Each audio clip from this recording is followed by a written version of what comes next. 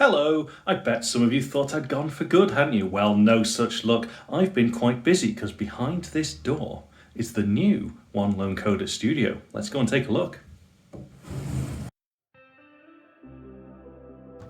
Well, the first thing that we see is this exciting Bambu P1S 3D printer, and it's even got the extrusion thingy on the top to make all the filament come out when it needs to. I'm really pleased with this because it's allowed me to build all sorts of interesting bits of hardware, because that's what I'm planning to do with the channel. We're going to carry on doing software stuff, but I think we're also going to be doing a little bit of embedded stuff too, and therefore I needed a project bench. In fact, I needed this project bench. Isn't it fantastic? Look at it with all the stuff on, and it's got dedicated illumination and a little camera in the middle at the top. This is so in the style of Big Clive, I can film from above the projects that I'm hacking together.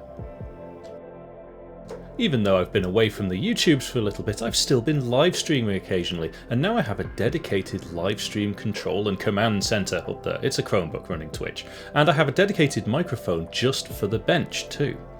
Here is my sound control equipment so I can change the volumes of things, and this is my video editing keyboard, and here is it's the traditional One Lone Coder computer workstation. That actually hasn't changed. Up here I have an overhead light so you can see my bemused, perplexed face when I'm debugging things.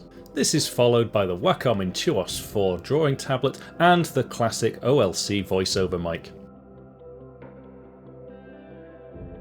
Finally, one little thing, the project bench can be split into two. This allows me to have two projects on the go at once.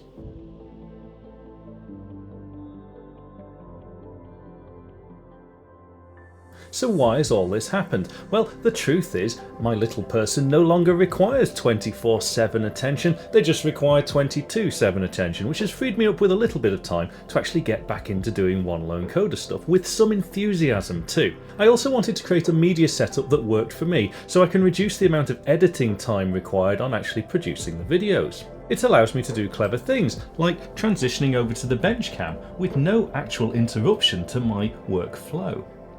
But if you're one of those people that worries a little bit about change, don't. We're still going to be looking at programming, mostly software, mostly C++, mostly stuff you can use in game development. We're going back to the One Lone Coder basics.